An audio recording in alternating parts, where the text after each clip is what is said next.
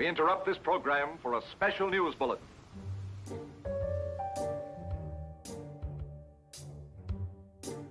Hello and welcome to The Book My Book, a podcast about the odd book or two we've read. I'm your host Scott and I'm not alone. Toby's here too. This episode we're talking about Stephen King's 11/22/63. It's going to be a pretty spoiler heavy episode, but if that's okay with you, continue on and I'll see you on the other side. Toby, I'm going to ask you a set of questions and just answer as quick as you can. Okay, go. How are you? I'm very well, thank you. How are you? Good, I'm good. Are you well in body and mind? In body and mind, I am indeed. I've joined a gym, which has a swimming pool. So it's only been 2 weeks, but I changed my Tinder profile to Gym Rat, which is one of the things. So I'm officially a gym rat. Testing out the humour early. Yeah. So yeah, I go swimming every other day, gym every other day, weekends off. Nice. That has been my last 2 weeks. Great way to get into summer too. Yeah, but I've done 2 weeks of it. I don't know if this is quick enough for you, but I've done 2 weeks of it and I ache all over. That means you're doing something right though. If you hit the gym and you don't ache the next day, you're not gaining muscle mass or something. I hurt in places I never knew I could hurt. Nice. Next question. What have you been watching recently? Just the names of 3 shows. Stranger Things, season 4. Back of the net. My God, genius. There is some form and they have found it. I have recently just finished Blood, which is a Korean vampire doctor mesh thing, which is really good. I've just started Korean Odyssey, which is really good. Again on Netflix. It's about devils and worshipping and not worshipping. We have to do a Korean special sometime. It's really bizarre, bonkers and genius, and I love it. It's really good. Cool. One more very quick question. What's the last album you listened to? Bloody hell. That's tricky. I don't very often listen to albums. Like start to finish, I can't remember. But I just a general, like Blink 182. Blink 182, that's the answer I'm looking for. Toby, sorry to rush you. It's just we have Stephen King's 11/22/63 to unpack, and it's a lot to unpack. It's a beast of a book, but I think the audience likes to hear how you're doing. Yes, they do. It is a beast of a book. It's the version I have is a 731-page tome. Lame source, Toby. I'm in the 1,000-page range. I'm like 1,100 pages. Yeah, I just have the sort of paperback version. I think you're a UK hardback edition. Yeah, it's one of my favorites. My firsts. Okay, so yeah, what a book! You need a strong bedside table to hold this thing. Slam this down and the table's taken a beating. Yeah. Did we say it's his 3rd longest book? I checked it out. Yeah, something like that, yeah. I think like The Stand, both editions are in his top 5, like both editions.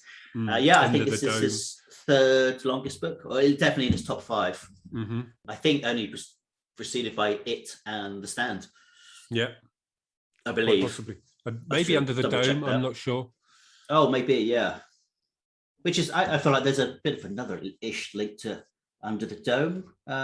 He sort of says he came up with the idea for this way back when, and he wrote, I don't know, just a few pages. Before Carrie. And it's called, what was it called? Side Split or something like that? It's called. But he soon realised he would need to do a lot more research than he, it sounds like, was asked to do. Yeah, he was too fledgling in his career and he didn't think he was A, good enough, and B, able to do the research that something like this required, which, fair play. And then to revisit it when he did, which is relatively recent, isn't it? It's not like it's it's an old book. 2 prepared podcasters hosts right here. If we go 2011. 2011, yeah. Because didn't he write 4 big books in a row? Okay, so Leslie's Story, which I think is like in the 800s. Doo McKee, which is... Yeah, that's a middling. And then Under the Dome. And then 11/22/63.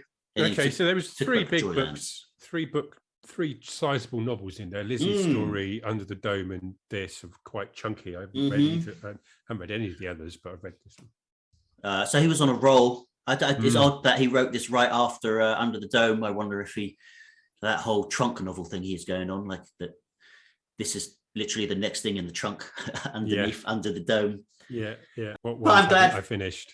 I think I've got so many thoughts on this. Oof. Yes, you've probably got more thoughts than I have.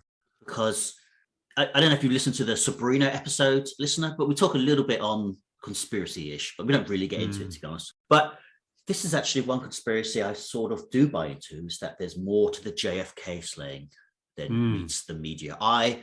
But let's put a pin in that till after. Yes. Okay. Do you have any more inaugural thoughts that you want to get into before we kick into this? I thought it was nice that I'd read on the wiki that there was an alternate ending. Yes, I gave a little buzz read. It's literally only a page or something. And it was Joe Hill that made him change his mind and go back, which I thought was quite cool. For a little while, I misread it, and I was super excited that it was a split novel, and that the other ending was like a massive other ending. Right. Okay. So just listeners, if you know what we're talking about, it's 11/22/63, and it's about. So I spoil it and say, like, it's about the guy trying to stop the JFK killing. Yeah. So when I read that there's an alternative ending, I thought he's done two endings, one where he saves JFK and one where he doesn't. And I was like, oh shit, which version? And then for some reason I read something about the different covers of the book. Yeah. They have like it's like there's this section. I'll read it from the wiki, but I thought it's quite. Just quickly, it's not massive. You go. I'd like to tell a time travel story. This is Stephen King talking about when he came up with the novel. I'd like to tell a time travel story where a guy finds a diner that connects to 1958.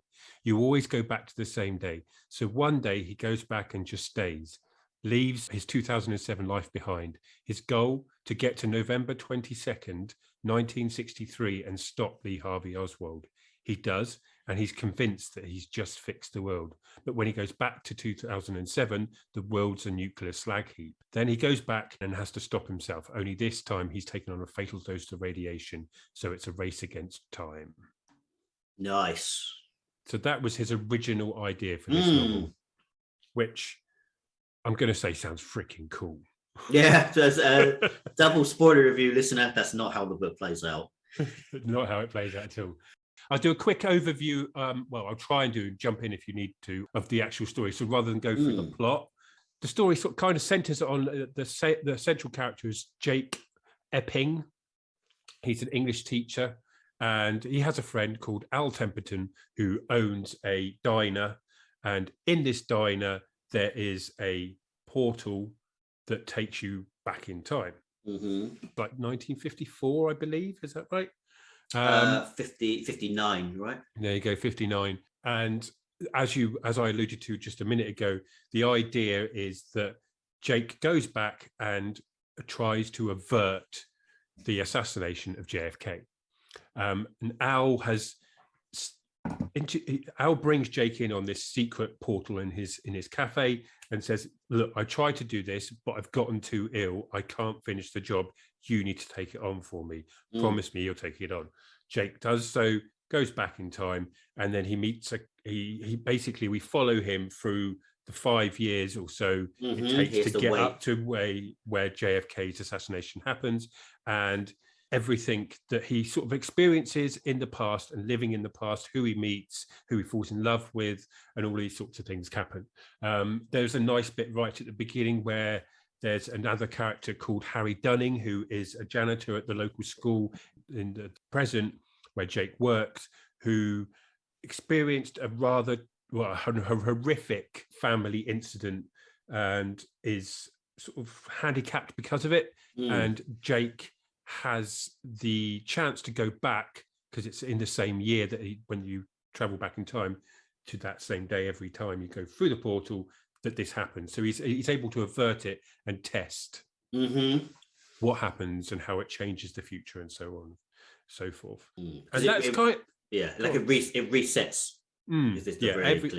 Every time you step through the portal and step back, it will reset all your work at the timeline. Which is an interesting element to the whole time travel part of this story, I think. The ability that if you come back and then go back in again, everything resets. All your work, all that time, you've got to do it again. So yeah, that's quite interesting. And that is in essence the story in a nutshell. I don't know if you want to add anything. Did you use the words love story? I didn't use the word love story, but I would say that there is a heavy for me, element. The bulk of this is actually like if I had to give this to someone and sort of strip it down, I would sort of hold back the sci-fi elements and say, when it comes down to it, this is a love story, not necessarily a romance, but well, I guess so. I guess it's more of a romance than a love story because although they out of time romance. Yeah, exactly. That is in essence the story. And if you want, if that piques your interest, go and read it. They come back and listen to us. I'm guessing I'm going to make a guess that you love this novel. No. Oh my God! I was expecting that. I'm like, why does he want to do a spoiler-free section? We never really do that. So if he wants to go spoiler-free, I think it's like okay. So you're basically saying go and read this book if like you're trying to convince people to read it. But we also need to talk spoilers because we haven't got enough otherwise. Yeah, exactly. Stick around for why Toby doesn't love this novel. I'm blown. My mind's blown. I thought you were loving it as a whole. Wow. No. Okay. No. Okay. So let's get into it. There are elements of it that I really like, but it was a chore. I just wanted to get to the end of it. I was never actively bored, but I was never excited. I was never on the edge of my seat. There's some really, like I said, there's some really nice elements. The idea that the past is trying to stop the changes this guy is trying to make, and it's always chucking something in the way. That was cool, but not enough was made of it. I expected, especially the latter half of the book, to be full of the past, really trying to stick the knife in and wedges and stuff. But it was like it summed down to about a chapter's worth of happenstance, basically. And I was really disappointed by that. I thought the bit where he goes back after everything that's happened, and he goes to see the effects of possessions. Which is a part of what carried over from that original outlay, the slag heap, nuclear wasteland. I thought that could have been a lot deeper and a lot more interesting, but it kind of amounted to him. Oh shit! Became a Twilight Zone episode. Yeah, as in the last 30 seconds. Is the what's it? Planet of the Apes. You're gonna blows us up, but in that speed of we've had 90% of a movie, and here's his 1%. It was for the size of this book, nothing happened. Really, it's a slow burn. It's about a guy killing 5 years time. Which is what it felt like when I read it. Oh, crikey! It's my least favorite Stephen King book that I've read. Wow! Holy crap! My mind is blown. I thought for some reason I imagined heaps of praise on this. No, whereabouts? Where are you with it? So for me, I was sort of jumping to read this book. I've heard very good things about this book. It's got lots of good reviews, ratings, and critics alike seem to favour it. But with me and most of his post-millennial stuff, I've never had the inkling to I've got to run out and read this now. Nothing has felt urgent. But I think I texted you when I bought it because I bought a second-hand copy that's clearly not been read. So it was yes, $2. And that was only a few months ago. And since then, it's been on my shelf and I've just been drawn to it. Yeah. So I was pretty glad when we chose it. I think it's nice to get into a big book sometimes. Yes, I'm the same. I've been drawn to it for a very long time because it's got what I love. It's got elements of stories that I love. There's a doorway, a portal to another time, to the past. It's like Narnia and the wardrobe, and Netherware and the doorway into the underground. And all of those are stories that I really, really loved. This just was a portal into boredom. Well, I guess like Midnight Mass with me, the horror took a backseat to the drama. And in this, the sort of sci-fi supernatural time elements took a backseat to the drama in this one. If you're expecting sci-fi, if you're expecting the sound of thunder, if you're expecting the time machine kind of shit. It's not. It doesn't play out like that. It's more a man out of time with the knowledge of the future. Like we said, just killing time. He just has to keep it low key. But it starts with a bang. Yeah. Okay, we're going to hit spoiler territory here, listeners. Yeah. Toby wasn't that plussed by this book, but I kind of dig it. Okay, that's interesting. Because I didn't get that from when you were reading it. Well, the whole thing is first person. And instantly I was like, a book this big in first person just limits it. And the guy's not going to die.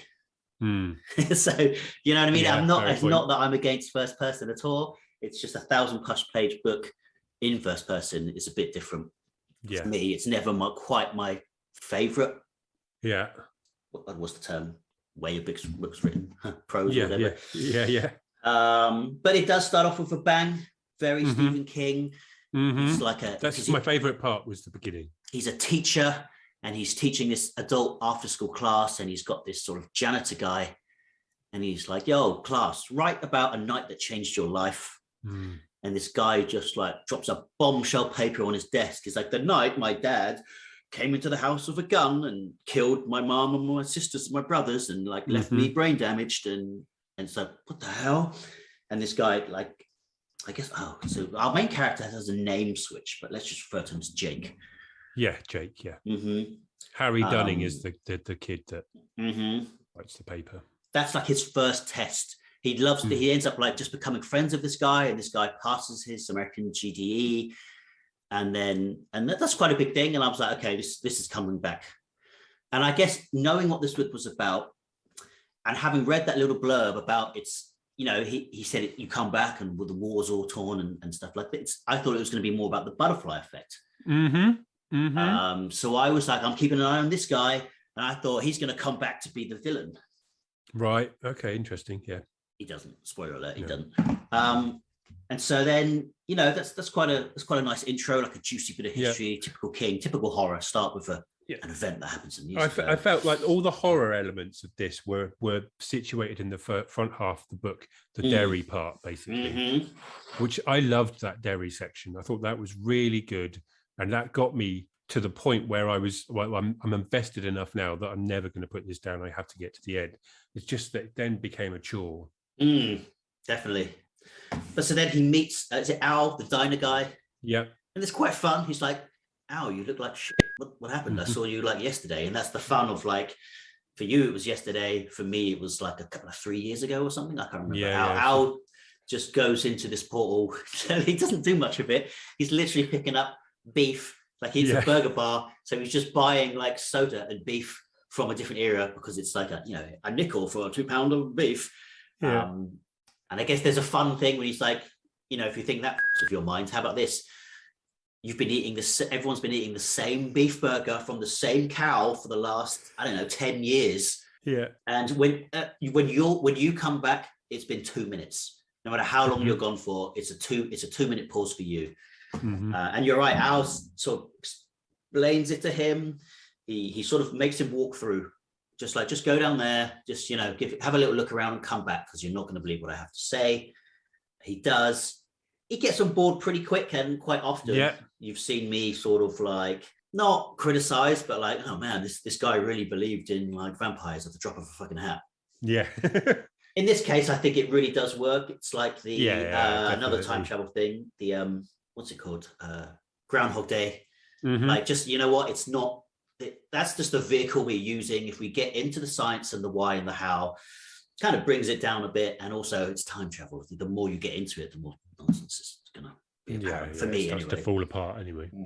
So Al's dying. He's like you said, I can't do this. You've got to go back and save JFK, which is cool. It's always one of two things we find when we have those conversations, especially with Americans. Like, would you kill Hitler as a baby? And could you save JFK? Because he really was like, I guess it could have been a turning point for America. You know what I mean? He was very racially cool. He was going to pull out the Vietnam War. He was quite a forethinker for America at that state, despite the fact both sides hated him. So he goes through, and we meet the green card guy. He says there's going to be like a sort of drunk hobo-ish guy sitting there on your left. give him $1, tell him these words, and forget about him, leave him behind. And so I didn't really understand his character, to be honest with you, what his purpose was. I got flipping excited for a little while. So let me just catch up very quickly. So when Jake finally goes through the portal to start the mission, it's like they set this, it's a bit arduous, but there's a timer. He's like, yo, the diner's gonna get bought out tomorrow or something. He's selling, he can't afford the diner. I can't remember. There's some very specific reason. It's like, sorry, dude, to throw this at you, but you're divorced. You don't really have many friends. You're a cool guy. You're like a blank hero that a movie needs. I can drop his life and go on an adventure and not be missed. And it has to be like tonight. And, Al has like a book of notes, like all his research that he could. He has like a sports almanac, like Back to the Future. So like just put small gambles on so you have money. You're going to want to basically go through, change your clothes, get a haircut, X, Y, Z, and then kill time. You're an English teacher, write the book you've always wanted to write. Another writer as the protagonist of a Stephen King book. So anyway, Al cops out, doesn't he? Yeah. I know he basically dies unexpectedly very quickly over the period of a night. He goes home to think about it, and then he's going to come back the next day with his answer. He comes back and Al's dead. So he just thinks, in for a penny, in for a pound, and he goes through. Where are you on this? Could you do this? I've watched a lot of sci-fi films. I get caught up in like, you ever seen the movie Cocoon when they go off? Well, would you leave to go like not eternal life, and that discussion that the characters have at the end because they're old people, and a lot of sci-fi movies sort of put the question in my mind: would you abuse this system, knowing that for your loved ones and your friends here, you're going to have less time with, but you're going to have more adventures and fun stuff? Possibly. I as a father, probably not. But if it's a single like Jake, yes, probably would do. That's the tricky one, right? What are your connections to this planet? And it sets it up nicely that Jake doesn't have too much to stick around for. So he's got, like you said, I guess 3 missions. He wants to save the kid. Yeah, Harry. The guy from his class, Harry, from his dad shooting him. There's a little tester that Al was using about a woman he knows who was wheelchair bound when a hunter shot her in just a genuine accident. And then there's JFK. So in the tester, when he goes to stop the gunman, I liked how really evident it was. He is not the man for this job. It's a flipping balls up. There's literally points where it's like he fumbles the gun like crazy. He falls on the grass like he's getting kidnapped, and you can argue like, oh no, this is, what does he say? Like the past is erudite. Like the past doesn't want to be changed. There will be forces trying to stop you from doing what you need to do, and the bigger the change, the more the forces are going to stop you. But so that there was everything I wanted from this novel. And it just didn't. Those forces were nowhere to be seen. Stayed quiet. They never really manifested. Damn long. So what was his name? Harry, did you say? Yeah, Harry Dunning. That shooting happened in Derry, Maine. And for Stephen King fans, or just anyone who's seen it, really, Derry is the setting for It, and I think a couple of others. And I was flipping spoiled when I was like, okay, we're in Derry, I don't think we'll get interaction. And who does he bump into? The mouthy Richard Tozer and Bev from It. And not only does he bump into them, it's not like a cheeky, like, oh, those kids look like they're off on an adventure. Well, actually, there is a lot of that. But they have a couple scenes. We get like a full-on conversation. Like Bev and Richie are just messing around in a field, practicing dancing for a dance. I guess we come to them after the first half of the It novel. Spoilers for It, when they basically, as kids, defeat It. So the threat's kind of been lifted. It plays a bit with the ethos because you do get the sense that it's still around. There's a lot of allegiance to it. So the kids must sort of know that they haven't defeated him. Or they're just too young, like, well, what can we do? Just to jump, I'm kind of being spoiled with King in this way. I'm about a third way through one of the Dark Tower books, like book 4, Wizard and Glass. And no spoilers here, but our characters go into like one of the portals and they start walking around another favorite book of mine that I never thought I'd get to visit because I don't think it's open to any kind of sequel. And it's a very quiet, they don't bump into any characters. They just sort of pass through, talk about what the parallel universes mean, because the events in this book are in the world there and it's pretty big. Yeah. And I was like, wow, I will take anything back in these books. You know?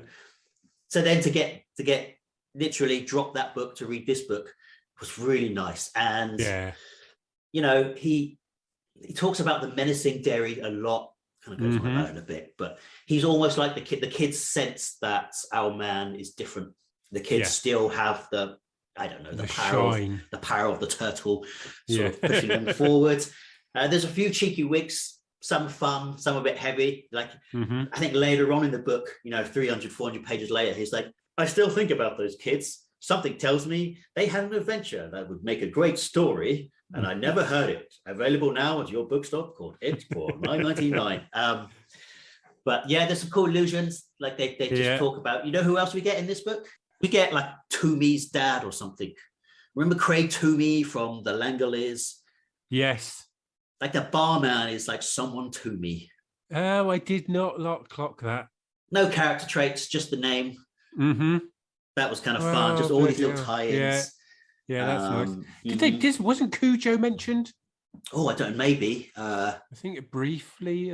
I don't remember if so, but there's a fair amount of kicking in with the stuff here.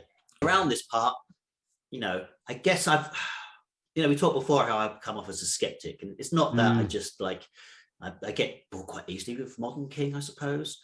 So around this 200-page mark, I sat down and I thought, this book, I'm really fucking enjoying it. I love this book at this stage. I'm like, man, I just want to keep going. I love this, like, I don't know, he's taking his time. There's no real mission and stuff, but I'm like, and there's so much to go. I'm super excited. Like this mission in Derry ends the first time, and it's a catastrophe, to be honest. Yeah. Like he really gets there at the last minute. There's another, like we find out about some third party senses, like, why are you asking about this guy? And so he sort of kidnaps him. And he's like, this guy killed my sister when I was young, and I'm the one who's going to kill him. So now he's stopped. And when he explains it to him, the guy's like, well, I'm going to let him do it because there's no bigger torture that this guy could have than coming to his senses after killing his family and doing prison time. And that was kind of cool. Like, it's just this mini story to set it off. We don't, once this whole chapter bit closes, we don't really come back to it. He really arrives at the last minute. He comes out alive. Yeah, like he doesn't even save all the kids. And there is some gruesome writing. It's very graphic and I wrote it down somewhere. Oh, particularly harrowing. You know, like someone's got a sledgehammer. Oh, sorry, it's not a gun. Yeah, the father killed them with a hammer. And there's just this like almost funny scene where he sees it and it's a sledgehammer. And he's like, I always just pictured a claw hammer. And now it's this giant hulking sledgehammer. And then our man has a gun and he still F's it up. But he sort of does it. He goes back in time. Like, this is his test for him to prove that it's all going to work out. So when he goes back, he sees that he did change the future. His friend didn't get the brain damage and lived on. But he did go to the Vietnam War and die. So it's sort of bittersweet. And I get this whole opening is just set up to the book. This is like, go back to this time period. At one point, a man is going to go into his house with a hammer. You have all the forefront and the times that's going to happen. Stop it. Really, in my opinion. Even though he stops it, he doesn't do it smooth. So that's how strong the forces are that are going to stop him from saving JFK. Like a nice mini mission that shows you not the stakes, but how hard this is going to be. For me, that sequence is just the thing that resonated with me of really just, even now thinking about it, just almost brings like a tear to your eye, is the writing around Harry when he's little and he picks up his toy shotgun, his like cowboy Indian shotgun, and points at his dad to stop him from doing what he's doing. Like that, hurt hard. It's horrible. That's a testament to the skill of writing in that sequence. It's just And I thought that's what the whole book was going to be like. Kind of, yeah. So that's when he proves that he can make a difference. And then, like we said, he sort of doesn't really want to do it, but Al conks out and he's like, sod it. You know, I was going to say life's short, but I don't know if that's the right term here. And then he just flat out goes hitman. He just gets a gun and he cold kills. When he gets to go back to kill him again, he just takes him out with a bullet to the back of their heads in like a sort of graveyard. He's in a graveyard, so he's on his own. And I thought the butterfly effect was good because then our man disappears. He doesn't go and speak to the kids. He doesn't speak to the same people because it's reset and no one knew he existed. I thought the amount we've talked about Harry had set him up. Harry was going to become the antagonist. I thought he was going to be like, when I was a kid, a man appeared from nowhere, shot my dad in the back of the head and ran off. But I guess the time frame is wrong because he's young and it's only a 5-year set. But something to do with that. I guess I did know that he was. I guess I didn't know how much we were going to be backing through this port. Yeah, I thought it was going to have a fair amount to do with it, but like that. Now we're in the world for the third time. There's literally a 10-minute adventure, a 2-month adventure, and he's in. And this is like the bulk of the book. Now he just has to kill 5 years of his time to get to JFK. So back to the card man, because every time he comes through the portal, there's a drunk guy who says kind of the same words, bit of a variation, and he's got a card in his hands, and the card is in his hat, isn't it? A card in his hat, and the card is changing color, and the words like blah blah blah random and blah blah blah blah purpose are used. And for anyone who's read the novel Insomnia, will know what this is. I'm not going to spoil it. I squealed a bit. Because although it's an awkward novel, it's somehow one of my favorites, probably because I read it first. I thought the agents of the purpose and the random were going to come into this. I thought we were going to get the little bold doctors, and they would belong in this novel because the guy's card was changing color from like green to red to orange, black, kind of like the auras we get in the novel Insomnia. There's a color motif with people, and it would just play that there are agents who keep mystical shit in order. Like they call them literally, I think, the agents of purpose and random. You know, it's like order and chaos. I thought they were going to intervene. They don't. I'm not going to lie. Sorry if you were thinking, whoa. But I was sort of like, well, we've just been to Derry. You know, like it could happen. That's really interesting. So I haven't read Insomnia, so maybe that would have given me the squeal moment that you had. Nice. But it didn't happen anyway, so let that go. I thought the novel was going to be set in Dallas, that's for sure. And I think Stephen King wanted to, but he couldn't do it. I think because he moves the guy out to a small town, which may as well be Maine. Yeah. He basically goes to Dallas and thinks, fuck this is nasty. I don't really like this. There's some sort of commentary into the racial times. I thought there could have been more. For someone from our time, or 2007, with our experiences of what the world is, to go back to the 60s with all the inequalities, and it really skirts around it, doesn't it? Yeah, it comes up a bit. Sometimes it's cheeky. I think Rich Tozer, if you know the character, does a lot of jokey jock DJ style impressions, and one of them is like a sort of like a 50s black guy, you know, and instead of, you know, his comment is just literally, that sort of joke would raise some eyebrows in my time. That's kind of what we get for that. And it feels almost like he's addressing his critics who originally have slated his, he never addresses it when he could and arguably should. And he does when it's not necessarily out of place, but he has a lot of race hate in his books. But he very rarely has like a black lead, for example. That's a good point. But so he makes his way to like a small town, a couple hours out of Dallas, and he gets like his teaching degree, and he just starts teaching in this school under the guise of he's writing a book in Dallas. So he's sometimes like, I've got to take some time off and go to Dallas, and then I don't know, 400 pages flies by. Not flies by, but this is sort of the set for the book, and this is almost the twist. Forget all that sort of fun action thriller stuff. We're going to settle down like a John Irving novel in like New England. And I did like it. Is it what I Okay. wanted? No, but like the characters are so nice. Yeah. Like he gets to know some sort of elderly teachers, and then more key is Sadie. Sadie, yes. He The meets love Sadie. interest. I kind of mostly feel like one of his best written women in a while. Well, not in a while, but that I've Interesting. come up with. A few, I don't know, kind of gross clangers. But he quietly meets a sort of gangly, awkward teacher. Yes. And they fall in love.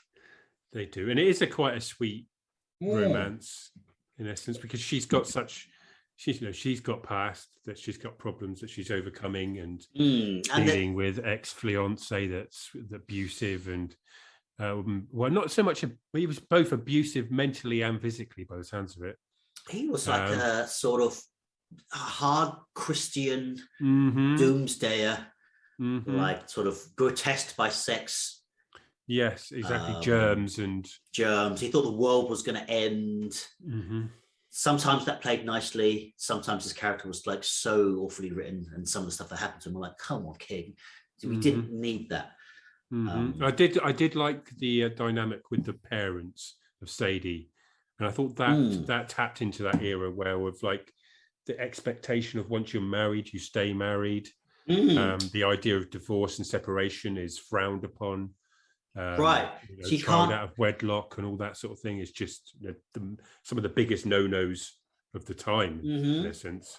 She is divorced, but she can't just kick into this relationship with Jake because of, like, I don't know, ethics and morals of the era, which was quite nice, played in nicely. They sort of have to like, he literally, they say you can't leave your car overnight in her front garage. Yes, people will talk, and it's a small town. Here's just get onto something on my notes. Pound cake. Oh God, I'm convinced that King was having a poke at his critics. Right. Okay. Interesting. Because they start sleeping together, and it turns out this. I thought this was kind of a bit. I don't know why this had to play in. Like, she was a virgin. She was like this inexperienced sort of 35-year-old woman, and. He's like, he was a bit older, blah, blah, blah. But they sort of come to call it pound cake. Hey, you want to come over for some pound cake? Wink. I'm like, oh, come on, please stop calling it that.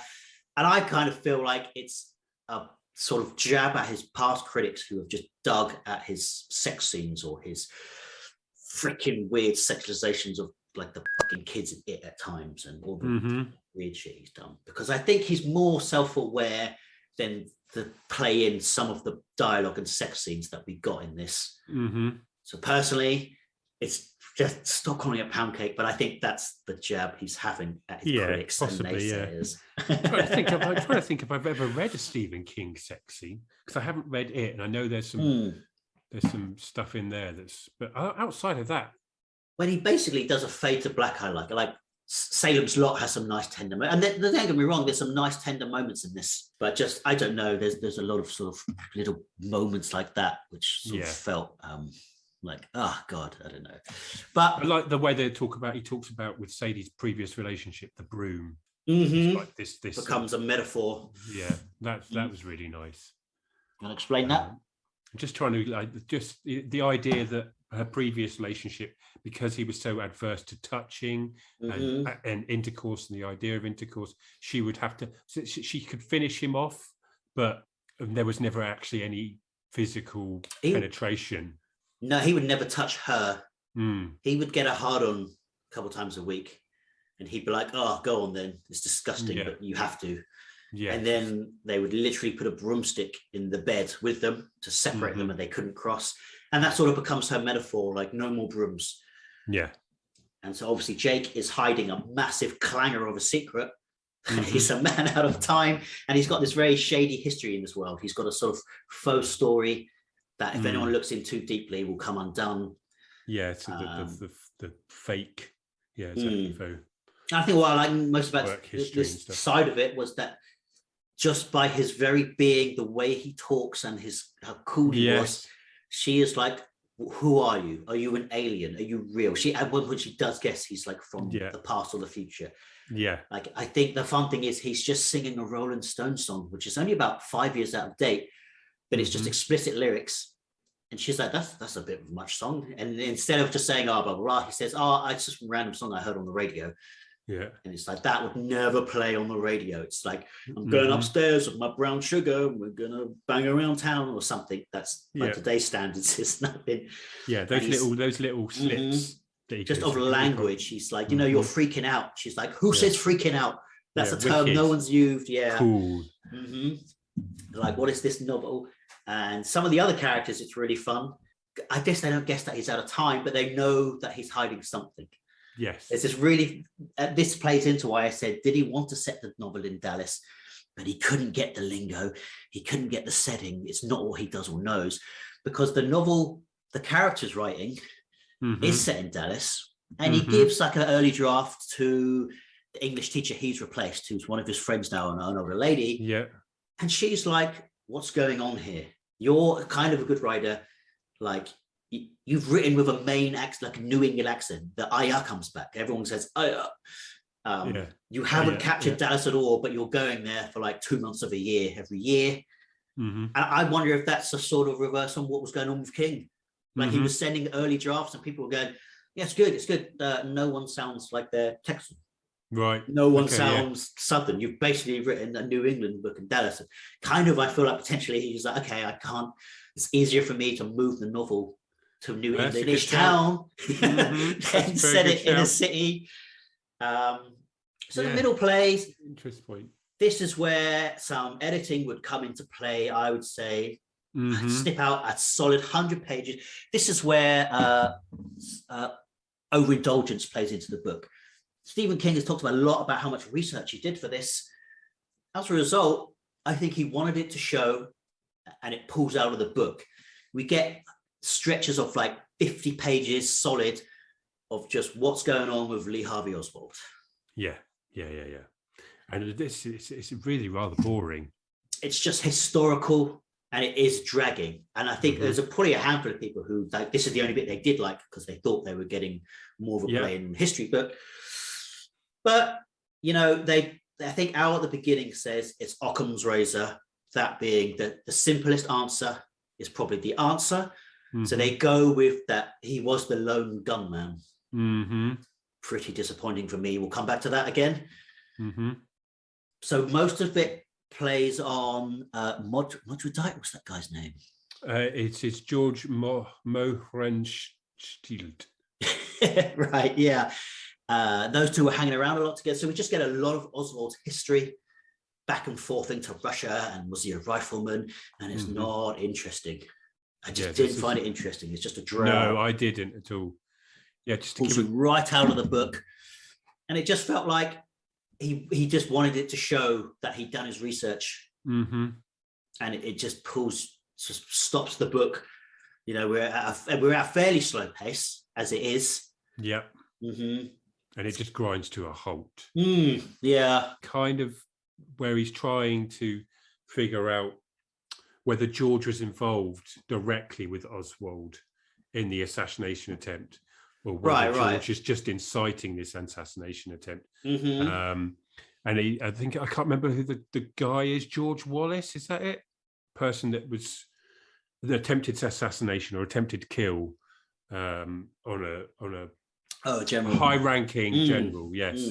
And Lee Harvey Oswald was the person who was supposed to have committed this crime, but he fails to concrete that evidence down, as it were, because something happens to Sadie, I believe, at the same time. Yes, that pulls him out, and that's part of the past getting in the way, possibly.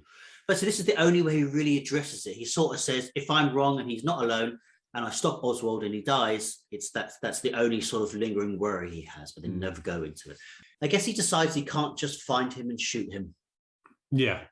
Like he's got a kid. It doesn't quite work if I think too hard about it. I think it's just one of those time travel things that you have to ignore, because if he's going to change the future by saving JFK, it's such a big ripple that, he's like, oh, I don't want to change it too much. Like, I think the whole point is that you're changing the entire course of history that will have a global effect. I guess for me, the idea that what sets this apart is the fact that if he goes back, he can't just go there, kill him, Mm-hmm. come back, check it, because of the elongated amount of time he has to spend there. Because he's away for a good few years, isn't he, in Russia before he comes back, Oswald? Oh, of course, right. He's in and out and around, like Cuba and Russia. And I guess that's something that flawed. Like, could he not have found a way? Yeah, just go in, kill him straight, come back, check it, and then if it didn't work, reset. I guess, like you said, it's on a bit. But so this we do get these instances of like just because you're changing the past for the good doesn't mean it turns out good. Like he changes the lives of some students. Like him and Sadie become very beloved, and they sort of change the lives of a few students, getting them to acting. There's a nice Mice and Men play they're doing through. Was it Mike? This is a nice like reference to Blaze, I thought. Well, not reference to Blaze, but we know he's a fan of that for sure. Yeah. And then like later on, these kids sort of die in a car crash, and there's this bittersweet sort of moment. Like the kids, like the girlfriend of the kid who dies, is like, teacher, you're the best thing that ever happened to him. You changed his life in the best way ever. And he knows that, well, you probably wouldn't have died. You know what I mean? Just because you've got some good, like, it's very, I guess, conflicting, like what counts. Yeah. Kind of alludes to the past course corrects. Kind of, yeah. It's not going to just let him do what he wants. Yeah. So yeah, he may save people in the short term, but in the long term, the past will find a way to reclaim what is due. It's Jews, basically. And we get our first sort of super tense action. Well, second, I guess, after the hammer incident with Harry at the beginning, where he basically has it's like a point in time where he can confirm, like you said, the whole Lee Oswald, the general, but Sadie's ex turns up, and there's sort of a violent incident. Yeah, which is done pretty well. Yes, it's really good. I like the where he involves Deacon Sims. That's really cool. And I just love how it's a very short, quick scene, so it's just out of your hands. You sort of think you're gonna like, because the book's been playing quite nicely up until now. Like I said, it sort of more plays out like a love story between Sadie and Jake. He starts slashing at her, and it's so quick. And I just need a minute to gauge that we're in danger and that things are going to change. But like, no, he's just very quickly, attacking her, and it's just really horrible because she's super nice. Like she's, like I said, like he's sort of given us a couple 100 pages of just like the nice life. Yeah, building up this relationship, slice of time in this era. And that's like just another stark reminder that, like, what does he keep saying the same thing, like the past is horrified or something, you can't. And I didn't, this is where I'm like, when the husband was just, he understood who and what he was, but he's like, I've been in a mental institute, they've given me electroshocks. I'm like, okay, we didn't need that. Like, you're giving him a reason for being unhinged when he was already unhinged. I know it's just a small line, but it's like, you just sort of took the blame out. I don't know what it is, but for me, it just feels like we didn't need to understand why he's doing this. We got enough before. The way that he set up this ex is, it kind of lends itself to him then being institutionalized, because he was, everything you alluded to before. Yes, it does lend itself to this character doing what he ends up doing, but it's also part of the course. So this is what's happened to him for the past 5 years or 3 years or whatever it is, an elongated amount of time. But for me, what was more horrifying, and I mentioned this earlier on, was the reaction of the parents, Sadie's the ex-husband's parents. The way that they blame Sadie for this incident is horrifying. It's grosser. It is so sad and just nasty, horrible people. And it kind of, I don't know what it is. It was just ugh. Yeah, I guess that's what we're saying. Like I was saying, it doesn't always set the era, and I get that sort of gender, race, politics. But then I guess sometimes it does bring those attitudes in so strongly. is a reminder. I don't know if you my one has a sort of Q&A at the back of the book. No, mine doesn't. No. And it's like, where were you when JFK was assassinated? But it's like, it sort of asks you, like, what would you enjoy about going back to this era? And that's what I was sort of like Yeah, I feel like that question was little. written for like white males, maybe. Like, yeah, like I don't know, like sort of head north, maybe. I don't know. But yeah, another element I really liked, and I think it realised it really well, actually, was the Cuban Missile Crisis. And the way that shook the foundation of everybody that lived there. They all thought, it's easy for me to sit here now and look back on it and not realise the gravitousness. And I think that's what this book highlighted for me the most, was how much impact that had on everybody's life. They honestly thought that they were going to get nuked into oblivion. And it's never hit home before until I read it in this. It was this serious, or that serious for them at the time. It's quite, I thought that was really well realised and written about. And like the way that Sadie she's just a mess. She can get quite nihilistic, I suppose. She and you know, our character Jake, he knows, and he can't tell her that it's okay, but he's trying to tell her in a roundabout way. I think he gets to the point where he's just, look, this is going to happen and this is going to happen. Don't ask me why, but I know. And then that's exactly what happens. Then that feeds into her paranoia about him. Because they're on and off for a while, huh? Where they spend a year apart at some point.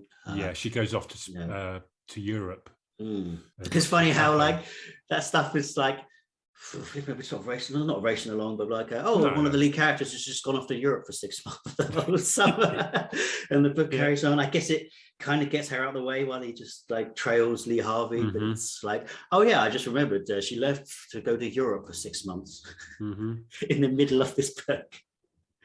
But yeah, the way that she survives this attack and the scars that she has that are now no longer just internal, but also physical and visible on her face. Like half of her face is carved open with a blade, and like the way he talks about the flaps of skin just hanging off of her, and and the plastic surgeons of the time were basically fledgling and very early on in their careers, and their understanding of how to fix nerves and all of that didn't exist. And this is where he started planting seeds, huh? This is where it's like, is he taking her back to his time? That could happen. Which I thought would have been a really nice. They sort of implied that she was sort of on her own in this world. She was quite nice and neatly someone who could disappear from her time. So the book races towards, the date, like the chapters, not chapters, but it's always telling you the date, and we're getting closer to the JFK assassination. And then he needs a lot of money for the surgeries for her. So he's sort of placing more and more bets. Yes, he's breaking his own. And he's tried to be smart about it. Arguably, he's been as smart as he can. Like, he'll set a lot of losing bets. Yeah. But I think something happens at the beginning where he just catches someone eye because he does like a sort of 10-1 odds and just disappears. And it's like, what the hell is, you know what I mean? And he does it again at a boxing match that is just very heavily tipped towards someone. This is when Sadie knows the truth, because I think she's at the fight with him. This is where he's like, she's like, I don't know if I can believe this. He's like, okay, we're going to go to a boxing match. I'm going to tell you exactly what's going to happen. Basically, he has to set a few bets around from different dealers because he needs so much money. And one of them cottons onto him and just puts him in the trunk of the car. And it's just like, how did you know the match was fixed? Is the only thing they can come up with, which is fair enough. Yeah. And they proceed to beat the shit out of him. And this is like a month before the JFK thing, the assassination. And I don't know if you're a Pink Floyd fan. I've been walking and listening to music along like a nice sort of like psychopath recently. And literally the scene where he was getting beaten up, it was like, I don't know the song name. It's the one where that woman is wailing. Right. Like sort of gospel yeah. And I was just listening to that, reading this. I was like, oh God, I just have to sort of pull over and sit down because it was like too much, because they were just beating the shit out of him. And it's they batter the crap out of him, don't they? They basically give him like brain damage. What's it called? Narcolepsy. Yeah. Narcolepsy. And now with like amnesia, and he's just forgotten why he's there. And Can't like he literally knows he has a 2 mission, months but he can't before remember it's meant what. to happen. And this was kind of cool. It's a very fun way of setting up tension without action. Like he's literally, it's like, oh no, he fell asleep in the car again. He can't drive. I'm like, oh God. They talk about it like literally, like if you're waiting for him there, you might fall asleep and wake up and it's all over. It's just such a sort of low stake of like tension. Like, oh no, he might fall asleep. But Sadie knows by this point as well. So she knows that he had a task, but she doesn't know what it was. I think she knows it's JFK, but he didn't say the name of the sheep. He was light on info, so they can't remember the name of Lee Harvey and the details. So we come to the climax. They sort of basically say he's like, I'm coming with you. You're wrecked. You know what I mean? You can barely walk. You're falling asleep. And it's a little action tussle. They really have no plan. They really fucked this up again. They sort of burst into the room and just try to physically stop him. And there's a tussle and the gun goes off and he takes her out. The police come in. And Sadie is shot by mistake somewhere in all the tussling and she dies. Did you not see that coming? Yes and no. It was like, okay, I wasn't like, if it does happen, I wasn't going to be surprised. Right. How did you feel about it when it happened? About Sadie being shot? Great. I loved it. Not her being shot, just super sad, super like the, man, take the joy out of him. But obviously I'm like, okay, he's going back. We just have 500 pages of this together. So, he's going to go back and life is going to be great for everyone. But that's the sacrifice. It's like, I'm going to sacrifice the world peace because I'm in love with this woman. I got to say, this finale, I talk on the JFK thing now because it sort of plays out. Lee Harvey Oswald was the lone gunman. I went into this flipping excited that Stephen King was going to have his take on JFK's assassination. There's so many fun things for him to play with. I thought we're going to get the Dark Man. He's coming into this. If you like, he did not paint a vivid picture. You've seen the Elm Street footage of the people waving the flags, the guy with the umbrella, the Jackie Onassis jumping out of the thing, the back on the left, the guys running along, there's a lot to tap into there, isn't there? The grassy knoll. Lee Harvey Oswald went to the cinema and was arrested in a cinema. Like so much shit. I thought it was like he's definitely diving into this and having his sort of commentary or whatever. The magic bullet. Come on, the bullet went in him and zigzag like 3 bullets made like, I don't know, 10 holes or something. Literally that thing where the bullet must have pinged off half of his bones. Unlikely. The fact that he was like, I don't know, just so much I thought he was going to dive into and he didn't. So I knew that was happening by how much was left with the book. I'm like, okay, if there's only that much left, we're not diving into it. But the first half, I was still pepped for like, I thought it's going to be like, yes, we stopped the gunman, and the Dark Man like zips the bullet around. That guy with the umbrella who opened his umbrella.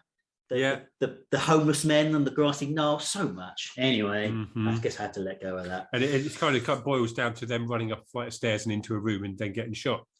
Yeah, he really tried to. Apart from I suppose the journey to the building was quite tense. Yeah, I think he just tried to put the stakes up by making his character so disabled. Yeah. It's like, is it like the end of Terminator when the Terminator and Linwell Hamilton have both lost their legs and they're just crawling? It's like a leveled playing field somehow. So he's sort of devastated, and the book has to sort of play out all the paperwork. It's kind of nice, I guess. Like what happened to him is he essentially gets a call from like Jackie Onassis and JFK himself. Yeah. And he just like, I got to disappear. I got to go back. This, I like that part of the ending. It's fine. I can, it was a bit disappointing, but like I said, I suspected we weren't getting into all the things I thought.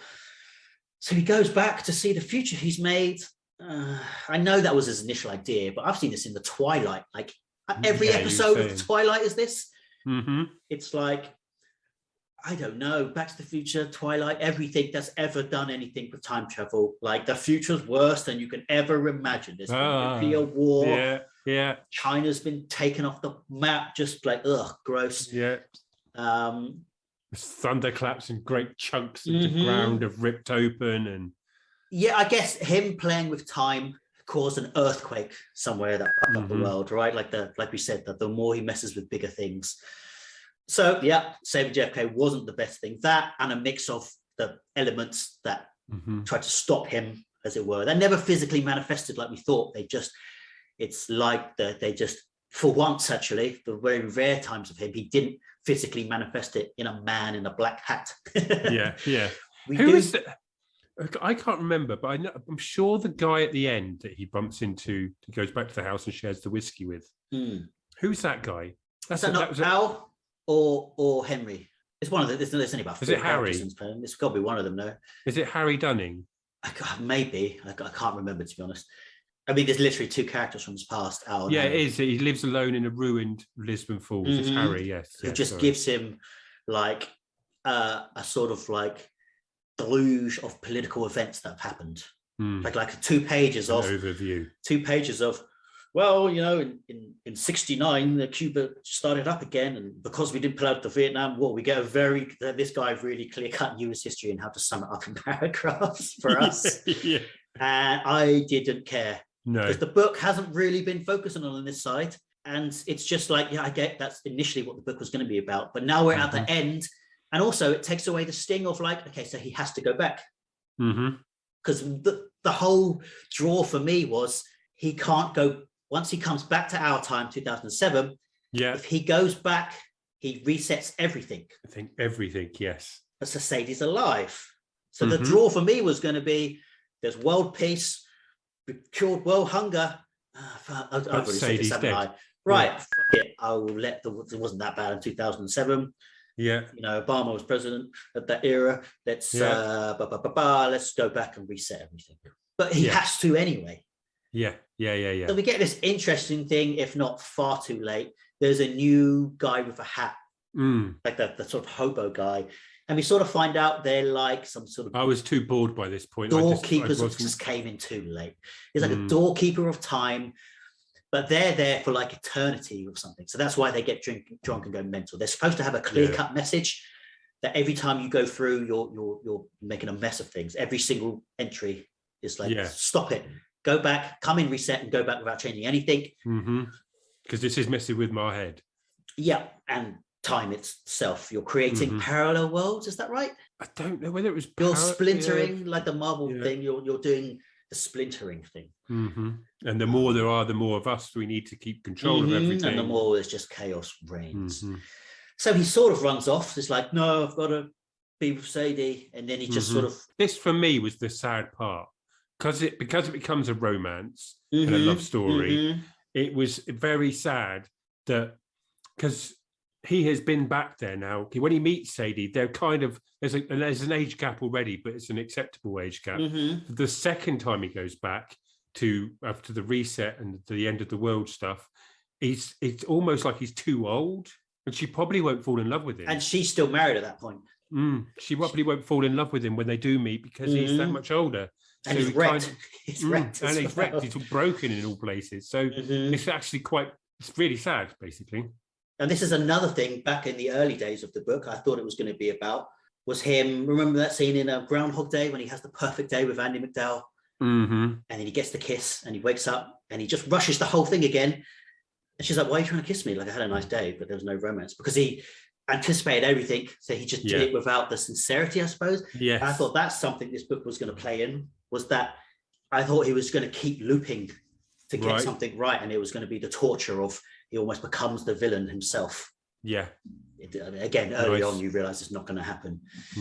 So I don't know, he sits in a hotel room for a few days and just has a bit of a breakdown and realizes he has to go back and let Sadie go.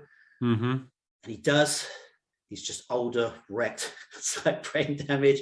And this is where the 2 endings come in. And I'm really happy with the 2 endings, the ending from here on out. Like, that's the thing, because what do you think of the end? I'm like, well, what do you mean by the end? But, he sort of Googles her, finds that she sort of has led a nice, quiet life, but has remained unmarried. He sort of tracks her down. She's like 80 now. And he just like goes into her library or some kind. And it's like, hey. And she just has this sort of like, do I know you? I feel like I've known you. And he's like, hey, can I dance? Like, so, there's a bit That's it, more yeah. if we explained that they danced a lot in their time Yeah. together. Like they danced at a school dance once, and all the kids loved it, and it was like their thing. All the students they were were always revered like, for it. dance, dance, dance, and it's a very sweet, happy ending. Yeah. Yeah. It just ends. I don't think I have the dialogue, but it just ends with a really nice, like, oh, he got her in the end. Yeah. And made her happy. And that She was was a genuine tearjerker. Mhm. This last couple pages. There's an alternative one where he Googles her, and basically she won the lottery, and she's got like 60. It's like Rose from the end of Titanic. Yeah, she lived married. a very full life. She got Yeah. married and had 10 kids and won the lottery. And That's it. Yeah, she married a guy called Trevor Anderson, with whom she had 5 children, 11 grandchildren, 6 great-grandchildren. This ending was changed to the publicised version at the suggestion of King Sung writer Joe Hill. Oh, where are we? What's the line? There is some beautiful writing in here. I've got a few quotes. Oh, here's the finale of the book. She speaks in a volume almost too low to be heard over the music, but I hear her. I always did. Who are you, George? Someone you knew in another life, honey. Then the muses takes us. The music rolls away, the years, and we dance. Oh, that's such a sweet little ending, huh? I'm not sure the book deserved it. No. But I'm very glad he put it in. I'm glad Joe Hill said what he said. Yeah. And made him just give don't Cujo us. Give the audience what they want, even if it's fan service. If it doesn't quite fit in with the ethos. There is some beautiful writing in this. I'm not gonna lie. At its best, I flipping loved this book. I'm so enraptured. Again, mostly the first half, but there's parts, here's some really nice writing. Like this feel like a book on regret.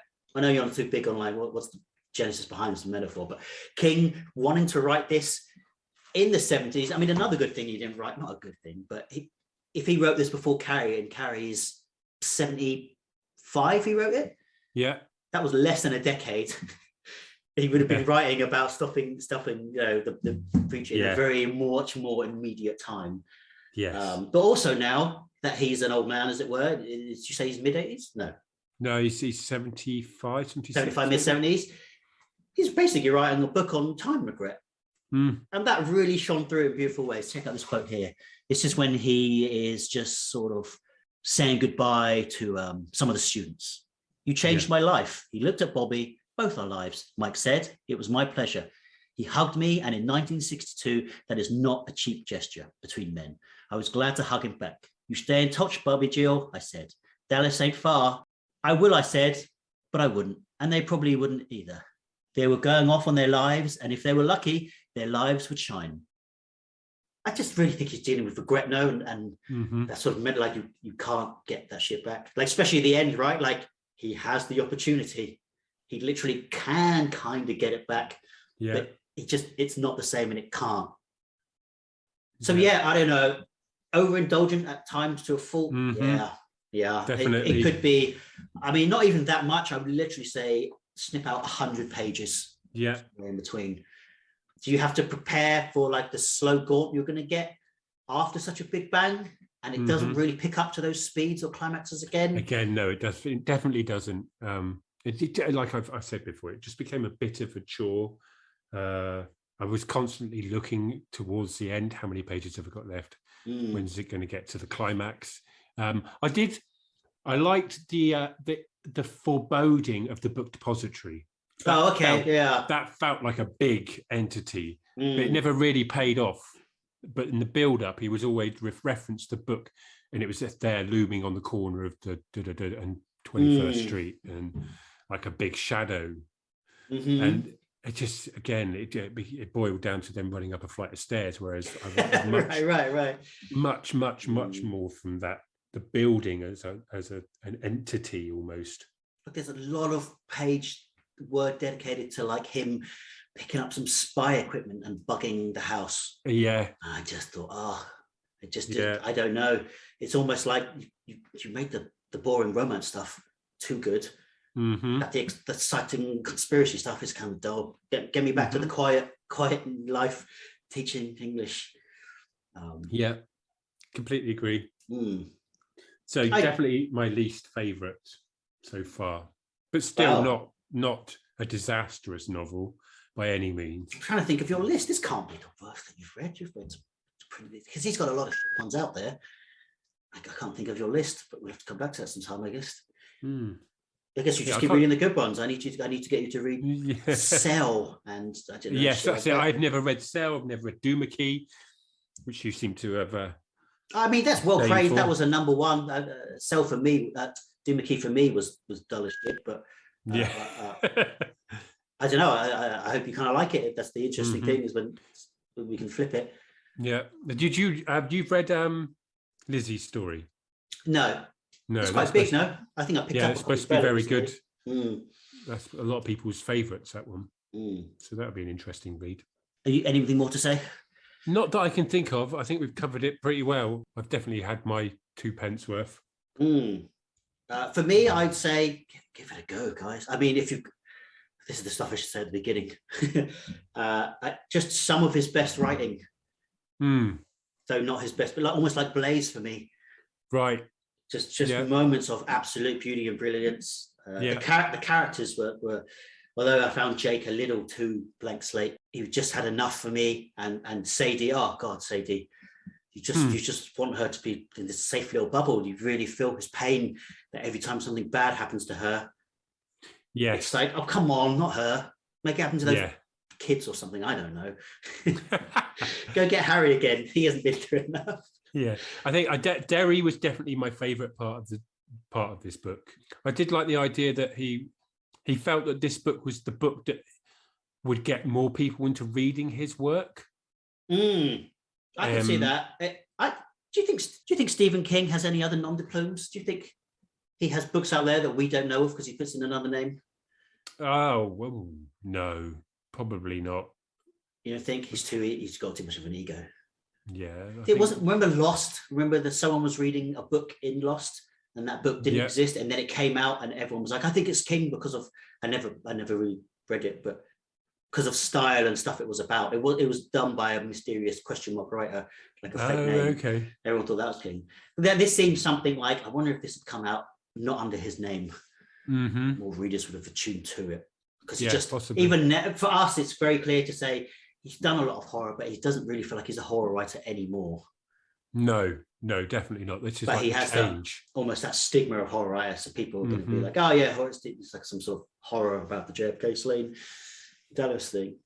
Beautiful when it's beautiful, boring when it's boring. Yeah, extremely boring when it's boring. But there's something I was going to say. I did like going back to the original idea, the idea of him going back and having to stop himself. That I think would have been very interesting. I watched. What did I watch? Because I've been watching Umbrella Academy season 2. Right. Okay. They're back in Dallas in 1962, building up to the JFK thing, and they're probably basically saying, should we stop it or not? Oh, wow. The whole season is kind of built around that, these characters at a time. And just because I read the book, I watched that old Red Dwarf episode where their characters teleport into the book depository and bump Lee Harvey Oswald out the window. Realized very much like this book, and like a lot of people come to, like the world got worse because of potential nuclear war. Then they go back and like we've already knocked him out the window, so they make him go one floor up, but it's too high and he misses, and they're watching from the floor below, so like now we're here, we can't come lower, so they have to go to the future and get JFK because he's basically got him like he sort of got thrown out for womanizing, right? So they have to sort of get him, and he's like, I could do a lot of good stuff. He's like, no, you dying is the greatest thing you can do. So they have to convince him to come back and be the lone gunman on the grassy knoll and assassinate himself. For anyone not in the know, Red Dwarf is a comedy. That's brilliant. I've not seen that episode. Oh, it's great. I think I won awards. It's just a little 25-minute shenanigans. And I think they are the 3 homeless people on like the right. Watching. It's quite fun. Genius. Just signing out here, listener. I hope you enjoy, like and subscribe, dilly. This book was really good at just like, hey kids, remember life's short and you don't get it back. So go have a nice day, listener. Here's a nice quote to take us out on. Life turns on a dime. Sometimes it turns towards us, but more often it spins away, flirting and flashing as it goes. So long, honey. It was good while it lasted, wasn't it? Stand Trying to still make and the smell best the of roses. things. Yeah. Nicely put. Ciao, everyone. Yes. That's me signing out. Yeah, I don't know if you got anything to Boom. Yeah. Adio. You need a sign off. Yeah. Oh no, we kind of we fade out, don't we? Maybe you do have a sign off. The listeners never listen to it because I faded it out. So I want to know. Oh, I really want to know how you are with Mr. Mercedes, book one. Yes, dying to know what your thoughts are on that. Constant listeners will know that Stephen, Toby is a big fan of the Mr. Mercedes novels, and I've not really dived into them. I haven't really had too much interest. It's like like a lot of his stuff. It's like, okay, I'm literally reading this because it's King. Mm-hmm. So that is a cliffhanger bombshell. Join us here next episode to know what I thought of Stephen King's Mr.